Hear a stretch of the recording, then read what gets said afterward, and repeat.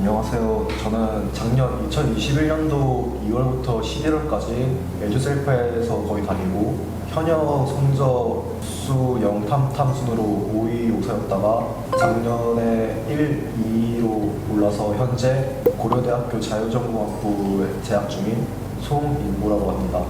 안녕하세요. 저는 에듀셀프 학원에 2월부터 수능 날까지 학원에 다녀서 2021학년도 수능은 33315를 맞았다가 2022학년도 수능에서 1121 3을 맞고 고려대학교 생명공학부에 입학하게 된 심규원입니다.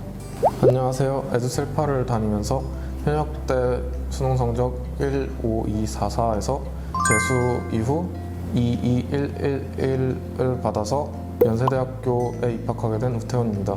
안녕하세요. 저는 2021 수능 32225에서 작년 수능 21231로 부산대 물리학과에서 반수해서 전남대 수의학과에 입학한 오재준이라고 합니다.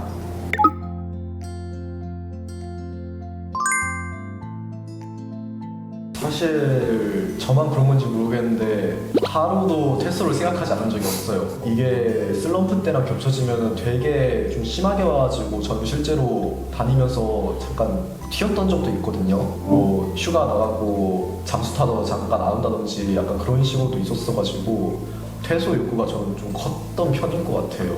전 지금 생각해보니까 초반에는 퇴소를 좀 하고 싶었는데 막상 이 학원의 장점 같은 게 좀 많이 있었던 것 같아요. 근데 그래도 일단 내 몸은 엄청 힘드니까 퇴소보단 약간 휴가 나가고 싶다? 그 생각은 진짜 매일매일 했던 것 같아요. 전 지금 다시 생각해봐도 매일매일 퇴소 생각했던 것 같은데 제가 워낙 몸이 안 좋고 그러다 보니까 여러 방면에서 스트레스를 많이 받아서 그랬던 것 같습니다. 저는 딱히 퇴소 생각을 해본 적은 없는데 100일 동안만 학원 다녀서 크게 힘들지도 않았고 휴가도 딱 한 번 나갔는데 휴가도 딱히 나가고 싶다는 생각을 해본 적이 없었어요. 그걸 휴가를 나가면 제 공부 루틴이 무너질 것 같다는 생각에 휴가를 별로 나가고 싶다는 생각이 별로 안 들더라고요.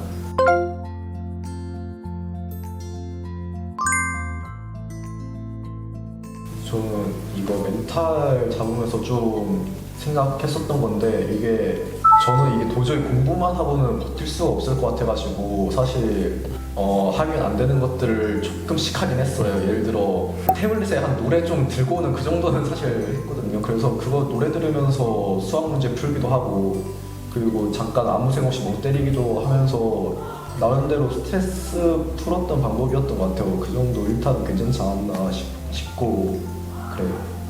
저도 일탈은 필요하다고 생각하는데 약간 적당히 해야 된다라고 생각을 해요.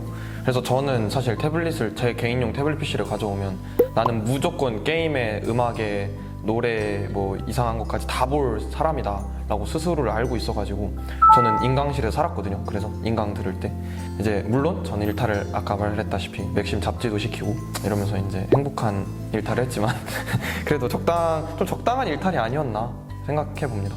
일단은 저도 꽤 일탈을 많이 하던 편이었던 것 같은 게 USB에 노래를 담아온다던가 영화 같은 걸 담아온다던가 별로 좋은 영향을 주진 않았던 것 같고 그때 다시 돌이켜보면 한 친구는 막 영화를 막 엄청 많이 다운받고 와가지고 매일매일 영화를 보던 친구가 있었는데 그 친구가 제가 알기로는 잘 못 간 걸로 알고 있기 때문에 일탈은 그렇게 좋은 것 같지는 않습니다. 저는 어느 정도까지가 일탈인지 잘 모르겠는데 적당한 일탈은 스트레스 해소에 좋다고 생각하고 저는 연대 논술 보러 갔을 때 그때 잠깐 태블릿 PC 가져가서 영화 다운받고 온 기억이 있습니다.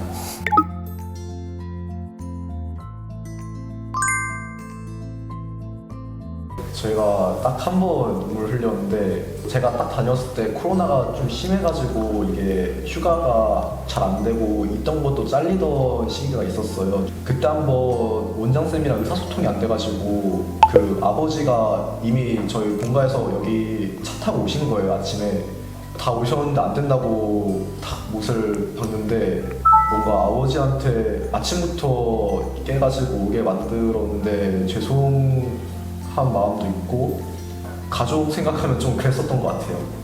원래 상남자는 아무리 힘들거나 슬퍼도 울지 않기 때문에 저는 한 번도 이 기숙학원에 들어와서 운 적은 없었던 것 같습니다. 제가 워낙 감성적인 편이라 처음에 엄마랑 통화를 할 때 그때 조금 그랬던 것 같습니다. 저는 상담자가 아니라서 문적이 엄청 많았던 것 같은데 뭐 지금 생각해보면 왜 울었는지 잘 기억이 안 나고 그냥 갑자기 울고 싶을 때가 있어서 그냥 몰래 울었던 것 같아요. 100일도 안 있었다.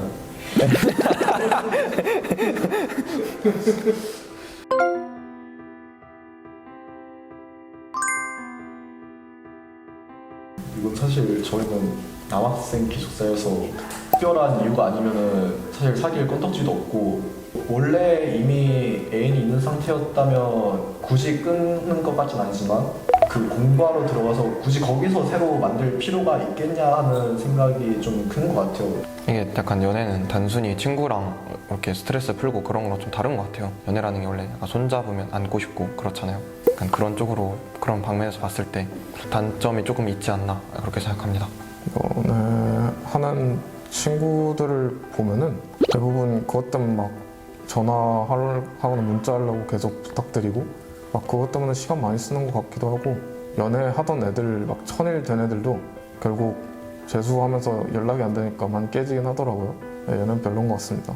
일단 수험 생활 때 연애를 하게 되면 쓸데없이 감정 소모도 많이 하게 되고 거기에 쓰는 시간도 많아지니까 별로 안 좋은 것 같아요.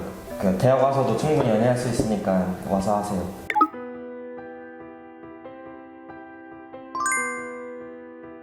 저는 사실 에듀셀파 생각하면 공부가 싫었던 거지 공부를 해야 되는 상황에서는 그냥 여기가 제일 좋다고 생각을 해요. 왜냐면 저는 일단 독학을 하고 싶었기 때문에 그리고 제 생활 패턴을 잡아줄 사람이 필요했기 때문에 독학 기수학원을 찾았고 그래서 여기를 찾게 된 거거든요. 아까 나왔듯이 밥도 되게 맛있게 먹고 생활 선생님들이 그 알아서 이제 깨워주시고 학과 선생님들도 과목마다 계셔서 그 상담 받으면서 저는 굳이 여기 아닌 데로 굳이 갈 필요가 있나 싶긴 해요. 여기서 만족할 만한 거 되게 많았던 것 같은데 애초에 여기 와서 이렇게 성공했는데 이렇게 여기를 다시 안 오겠다고 하는 건 너무 좀 배은망덕한 게 아닌가 라고 생각이 드네요. 저는 일단 제 관리 부족을 해결하기 위해서 기숙학원을 선택했기 때문에 기숙학원이면 아무데나 되긴 한데 여기서 만난 인연들이 정말 좋은 인연들이 많았기 때문에 다시 과거로 간다 해도 여기를 다시 한번 다닐 것 같습니다. 저는 에듀셀파의 관리 체계가 저랑 잘 맞다고 생각하고 1대1 상담도 잘 해주시고 제가 하고 싶은 공부를 자유롭게 할 수 있기 때문에 그때가 된다면 다시 여기로 올 것 같아요. 모두가 각오를 하고 들어오지만 사실 그게 1년 내내 갈 수는 없는 거거든요. 아마 처음에는 되게 희망차게 들어왔어도 오면서 계속 힘든 일 생길 수 있고 시간들을 다 기숙학원에서 보내면 아무래도 좌절할 시간에도 아무래도 어쩔 수 없이 여기 있다 보니까 이걸 다시 회복하고 잡아주는데 좋았던 것 같아요. 그래서 기숙학원으로 들어오시기로 마음 먹었으면 아마 열심히 하시는 후회는 없을 거라고 생각합니다. 일단 기숙학원의 제일 큰 장점이 미디어랑 떨어진 거라고 생각을 하거든요. 핸드폰 안 보고 그것만으로도 전 사실 기숙학원의 메리트는 충분히 있다고 생각을 해요. 그것만으로도 기숙학원엔 충분히 들어올 만한 이유가 되지 않나 싶습니다. 저도 그렇고 기숙학원 안 다니고 재수한 친구들 보면 미디어도 그렇고 다른 매체 영향 받으면서 꽤 많이 공부하는 시간이 줄어드는 거를 봤기 때문에 기숙학원에 들어오시면 좋을 것 같다고 생각합니다. 생활 패턴을 잘 잡지 못하는 친구들에게 추천드리고 많은 고민하지 마시고 에듀셀파 들어오세요.